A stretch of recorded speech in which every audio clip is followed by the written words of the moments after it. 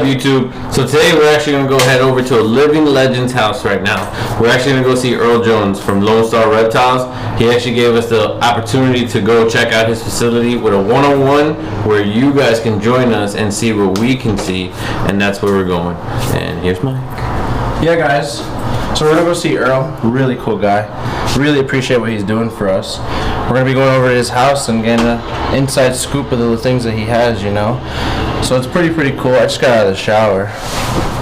But yeah, so we're going to go over to Earl's house.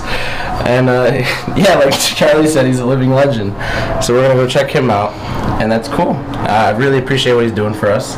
Let us come over there, hang out with our family and stuff like that. So yeah. Back up, you're not close to me. Alright guys, so let's go. You guys can see what we see and we'll shoot there in a minute. Peace. Now these are like beads. Oh, nice. And touch his back. These like beads. Oh, wow, yeah. They're super cool. Yeah. This little guy here is about probably 10 to 11 years old. Wow. And he just loves to be handled. Aww. Oh, dog. Goodness. Cute. Yeah, he's pretty cool. Last night we were playing with him and we got a little carried away with him because he'll do stuff no other one will. But so this is a banded rock rattlesnake, and you can come in here and get close-up shots on him. This is a banded rock rattlesnake, and I can't believe I'm doing this without a hat again 2 days in a row. So that's a banded rock. This is a Arizona blacktail, and he'll probably strike at it. Wow. He is fired up already. Wow. This is a, wherever she's at, she's in the back. That is a Western Diamondback. That one was actually born in this house by accident. By accident? I brought a bunch of animals in that we had caught on a location, on an oil field location, and one of them was pregnant. Oh, wow. And 2 days later we had 14 babies. Wow. This is one of the second deadliest, if not the first, rattlesnake in the world. This is a tiger rattlesnake. The only thing that packs as big of a punch as that is a Mojave rattlesnake. And I will have a Mojave here pretty quick to go with this one. This one here is a caramel albino. This is very rare. They don't survive well because they don't eat on their own. So this one was actually assist fed for 1.5 years. So it is very gentle. And then this is a Texas blacktail. And when you see the Arizona black, they're kind of a greenish yellow color. This one is nice silver and black. This thing is just gorgeous. This is a baby. Wow. It's only about 6 months old. Really? Yeah. This one will get as big as that one. This one is actually 3 years old now, and it's kind of stunted because of the growth pattern. These are pygmies. They stay that small. And this one's about 3.5 feet now. She'll get up to about 5 feet.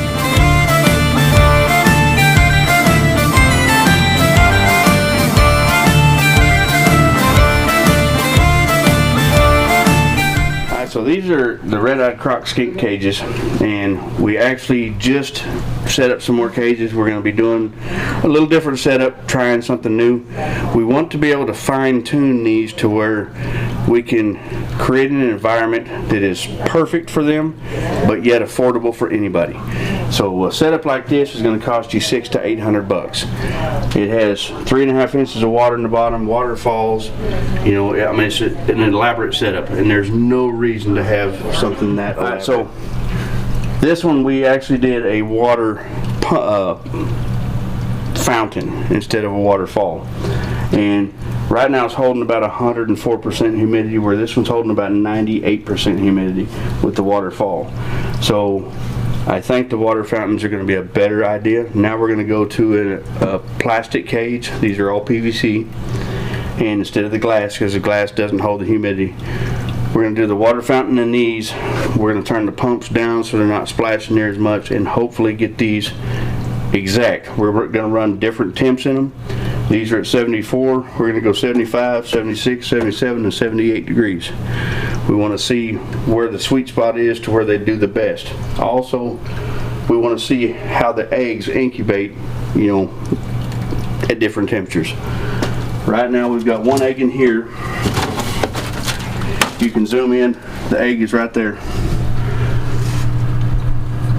Did she move it? I moved it. We'll see if we can find one here. Yep, there's one hanging right there. Those things are so cool. They're really cool. We just brought in 5 more pair last night. So, and see if we can find the baby. No, he's hiding in one of the houses. Maybe he's over here. There he is. So here's a baby.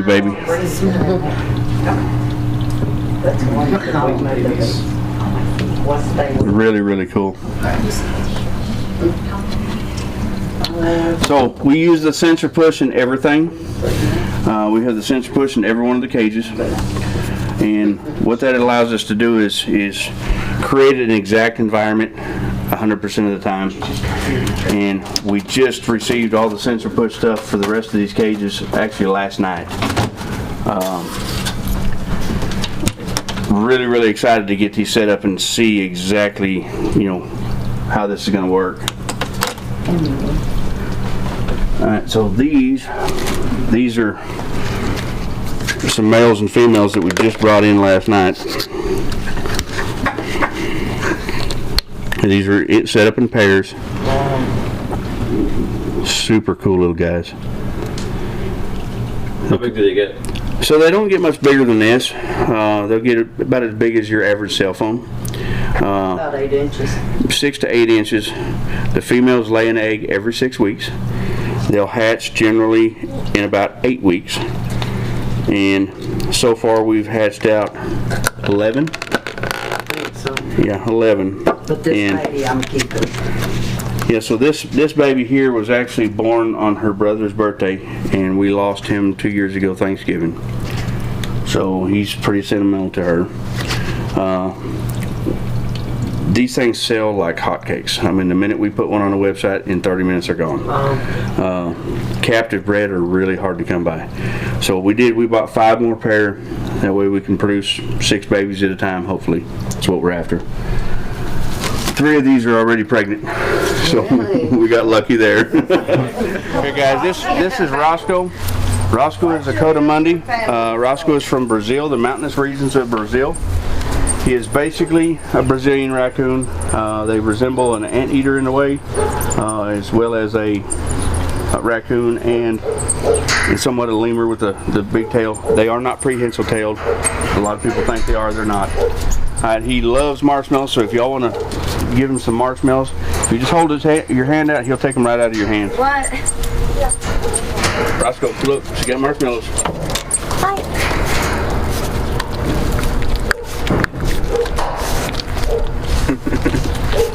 So cute. Wow.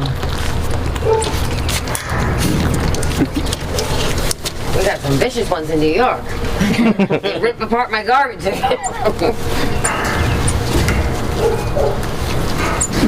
Rascal.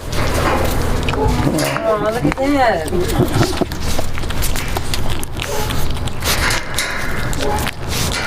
This is one of the first times we've had colored marshmallows. He doesn't like the big ones, they gum his mouth up too much, but he loves the little marshmallows. Alright, I'm gonna get in here and feed him now. What are you doing, buddy? What are you doing, huh? They make hungry? order. You hungry? Yeah. Oh, you hungry? Want your eggs? Oh my goodness. Oh my goodness. They make water for it. Yeah, he'll be alright for right now. This is what you wanted, right?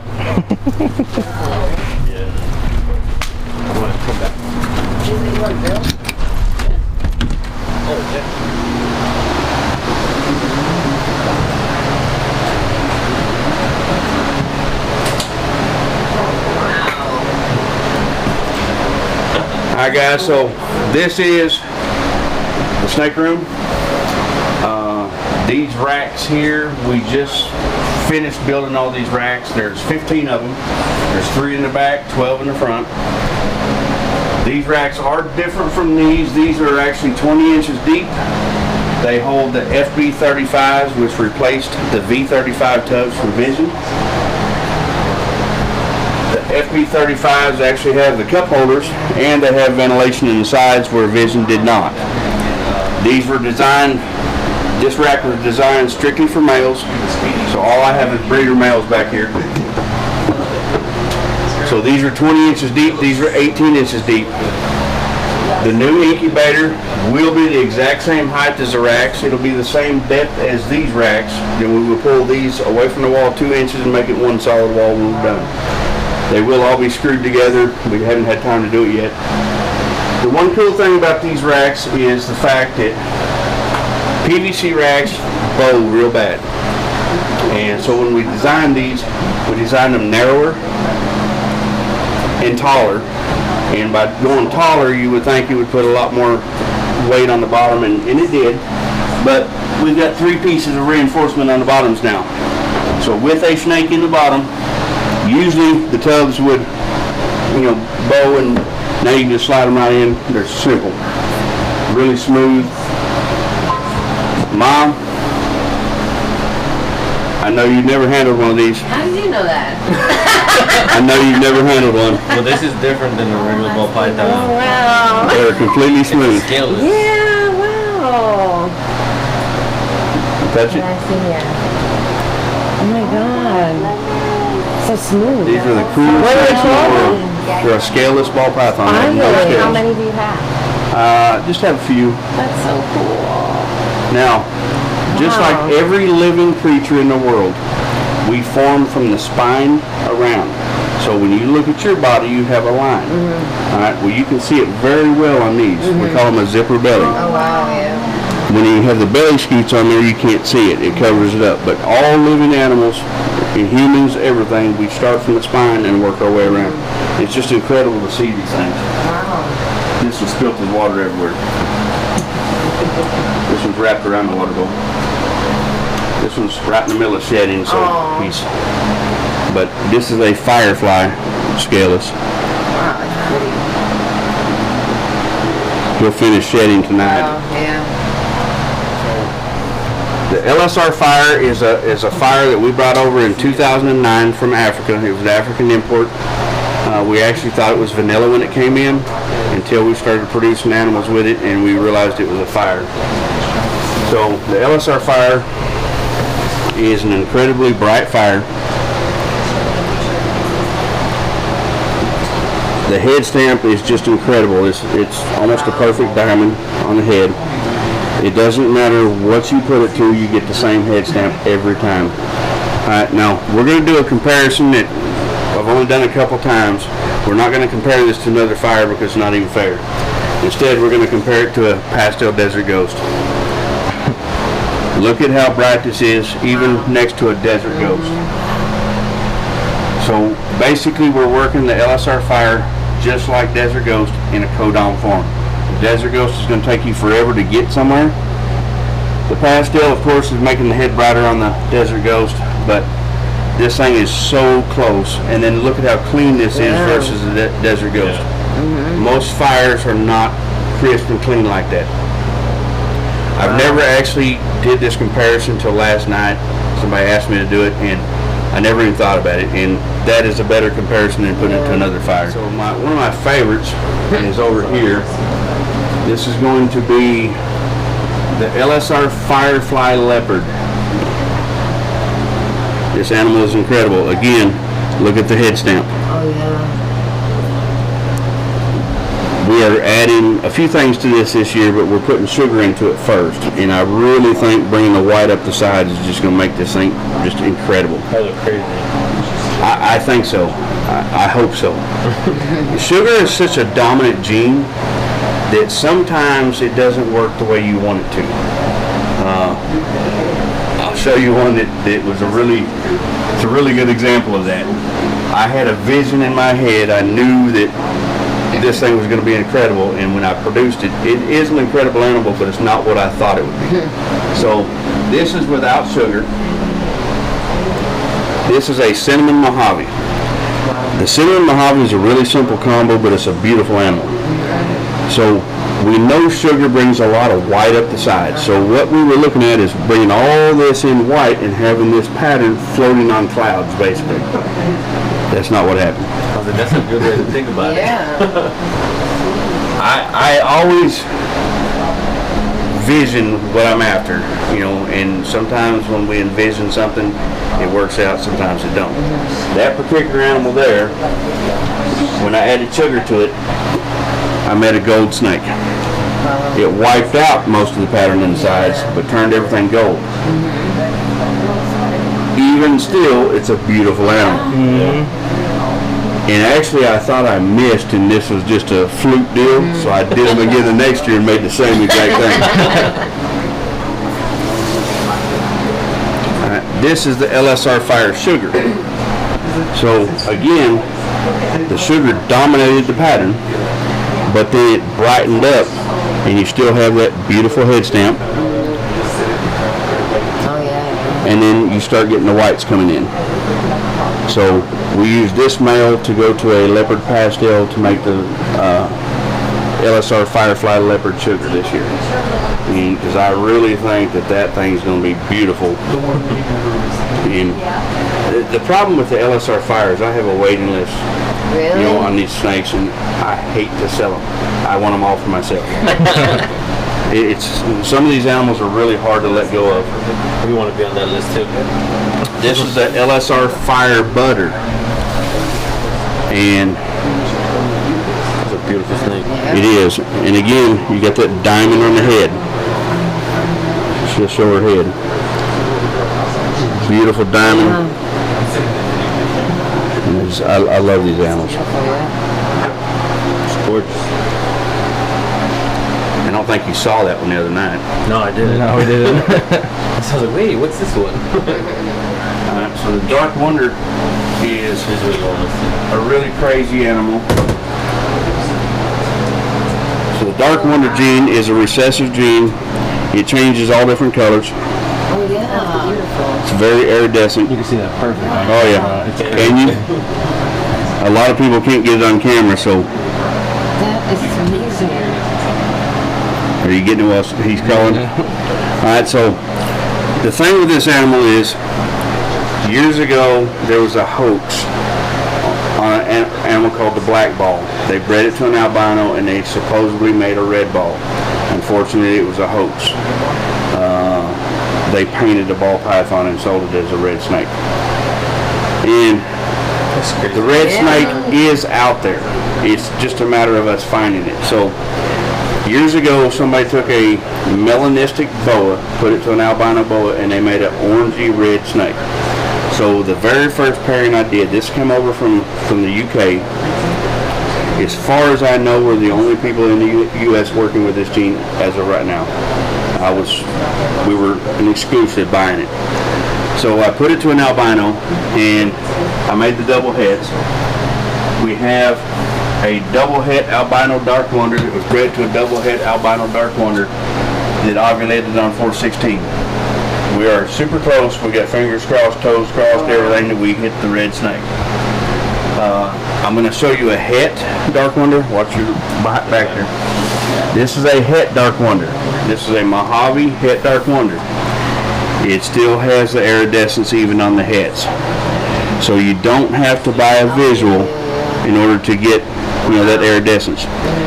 This was bred to a double het albino dark wonder as well, just to make the Mojave dark wonders, because we wanted to see what the visual looks like on something like this.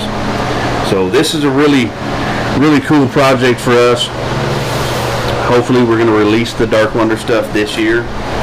As soon as we hit visuals on this, if we hit the red snake, we're definitely releasing it this year. We've got one other project we're working on. We're kind of keeping it a little quiet right now. As soon as we prove it out this year, hopefully we're going to release it. Some people have heard of it. It's the Axis gene. It's not been on camera at all yet. As soon as we prove it out, I promise we're going to do videos, get it out there. It's a really cool gene. Alright guys, so the last snake we're going to see today, this is probably my favorite snake I made last year, and it's a pretty simple combo. And I showed this picture to Justin today and found out there is pastel in it. So this is a OD yellow belly pastel sugar. And it's just crazy because you get these lightning bolt kind of patterns come down the sides, and It does not have pied in it. Everybody's thinking it had pied because it has kind of the pied markers. But this thing is just insane. But the head is definitely pastel. And I said that all along, but I wasn't 100%. And Justin confirmed it today that it was pastel. It's sick. Isn't that sick? Yeah. So, you saw the sugar yellow belly clown. I bought that to make this in clown. Because I have the female to try to make this again in clown. Now I know I'm going to ruin this, them lightning bolts when I go clown, but you don't know what it's going to look like. So I've got to try it. So yeah, that's probably my favorite snake I made last year. And I made a lot more powerhouse animals than this, but that just is crazy. This was another one that I was accused of photoshopping, and you can see the oranges in it. I mean, they're orange. Yeah. It's crazy. And what's weird is you've got yellow, and then you got the orange fade, and then it goes into white. And it's kind of a peachy orange. Still amazing. It is. It's an amazing animal. Look right here. Look at how much orange is right there. Every time I look at this snake, I see something different. and I promise you, he will be breeding next year. I don't know what I'm going to put him to yet, but he's going to something cool. That's awesome. Yep.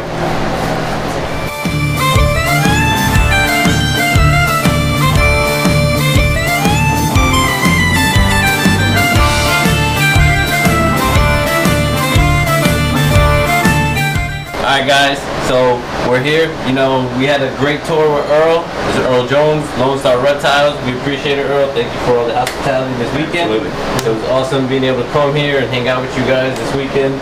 Appreciate it. I'm just glad to hear that you're probably going to be moving here. I'm pretty excited about that. Are you? We've been talking for quite a while, mainly us, but I've talked to you a couple times, and I really am. I'm excited.